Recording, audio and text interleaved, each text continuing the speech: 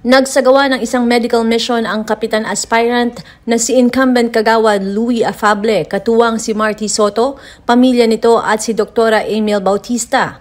Dumating ang mga Kalawaenyo sa Habson site nitong linggo upang mapakinabangan ang libreng check-up at libreng gamot. Ayon kay Afable, higit na kailangan ng kanyang mga kabarangay ang tulong at atensyong medikal. Kanyang tiniyak na tututukan din ang proyektong pangkalusugan sa Kalawaan. Ito pong programa namin na ito ay tulong po sa akin ng aking anak-anakan na si Marty Soto at ang kanyang mga magulang na actually andito ngayon si Brother Rogie Soto, no? Kasama rin po natin dito si Dr. Amiel Bautista ng Makati Medical City, no? Na kung saan po na nagsagawa kami ng simpleng medical mission.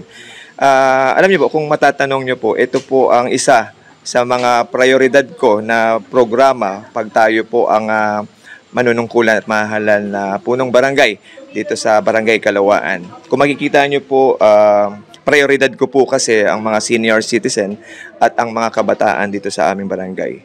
At kung hindi nyo rin po natatanong, ayon sa datos, 70 to 75% po ng mga naninirahan dito sa aming mahal na barangay ay indigent, so meaning mahirap. So, pag nabigyan po tayo ng pagkakataon, mas palalawakin po natin, palalawigin po natin, kakausapin po natin yung mga katulad nito, mga private na maaring tumulong, no, para sa pagbibigay ng mabuting kalusugan para sa aming mamamayan. Itong actually last month, before siguro meron din kami, nag-conduct din kami ng simpleng medical mission.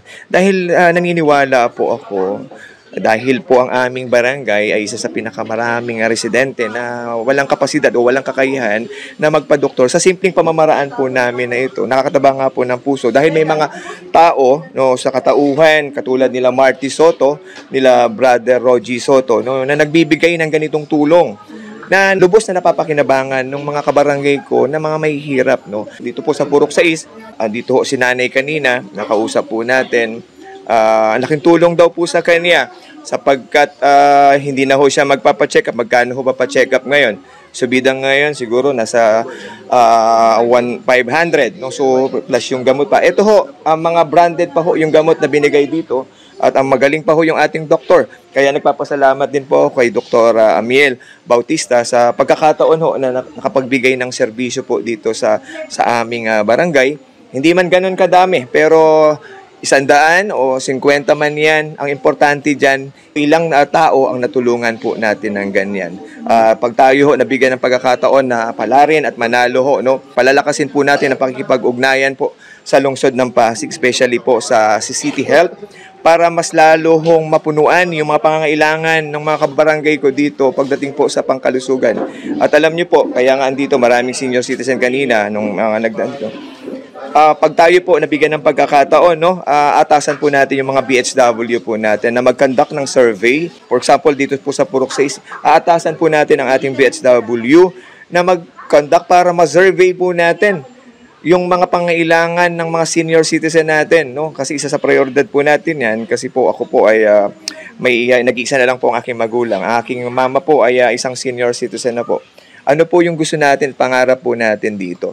Pag nag-conduct po ng survey ang ating mga BHW, aalamin po kung ano yung mga pangangailangan ng mga senior citizen, especially po sa gamot. Actually, nagme-maintenance. Ano po ba yung mga maintenance na usual na ginagamit yan? Pag nasa edad ng ganyan senior citizen yan, mga hypertensive na yan. So meaning, yung hypertension yan.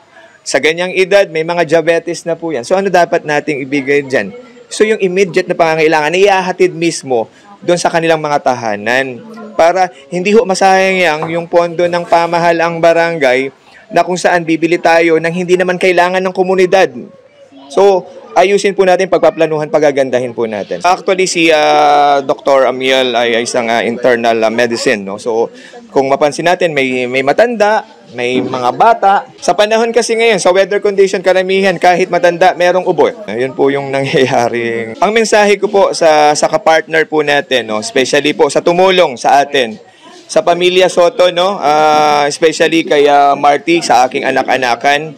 Marty, maraming salamat sa walang sawa mo na tulong at suporta sa Daddy Louie mo. Noon pa naman, ginagawa na namin ito. Hindi po natitigil to, patuloy pong ginagawa ito. Of course, sa mag-asawa, no? Si Sis Rochelle, si Brother Rogie, no? Sa pamilya nila, maraming salamat dahil patuloy, hindi tumitigil. Hindi lang sa akin, of course, pati sa ibang mga barangay na nangangailangan ng ganito. Hindi tumitigil yung pamilya na to. Buti nga merong ganitong, merong katulad ninyo, mga media, na tumutulong may parating na merong pong mga taong katulad nito.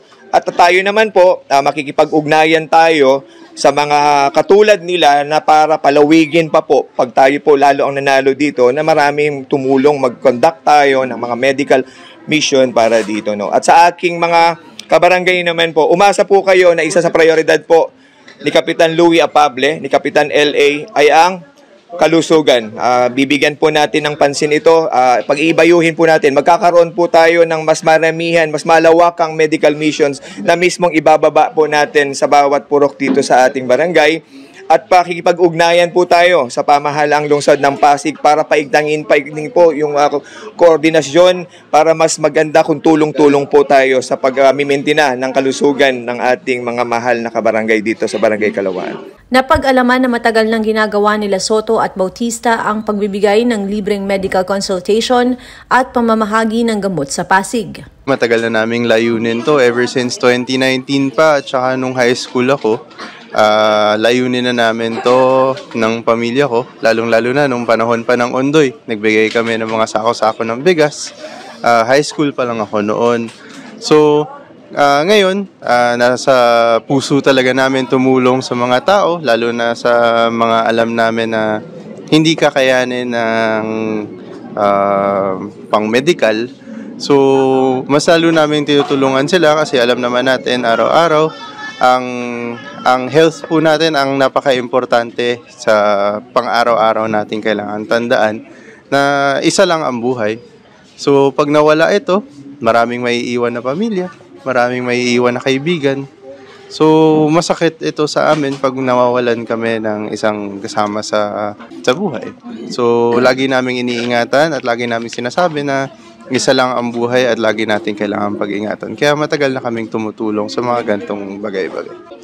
Meron kaming check-up, meron ding reseta kung wala man kaming maibigay na gamot. Tapos libreng BP na din at saka vital signs temporarily para at least magkaroon kami ng baseline para makapag-reseta na maayos. Yung iikot, pag nabigyan kami ng libreng schedule, willing kami magbara-barangay kahit kaming dalawa lang, in coordination with the LGU tsaka yung barangay natin. Mensahe ko lang sa mga kabarangay natin sa Kalawaan tsaka sa Kanyogan tsaka iba't ibang barangay dito sa Pasig.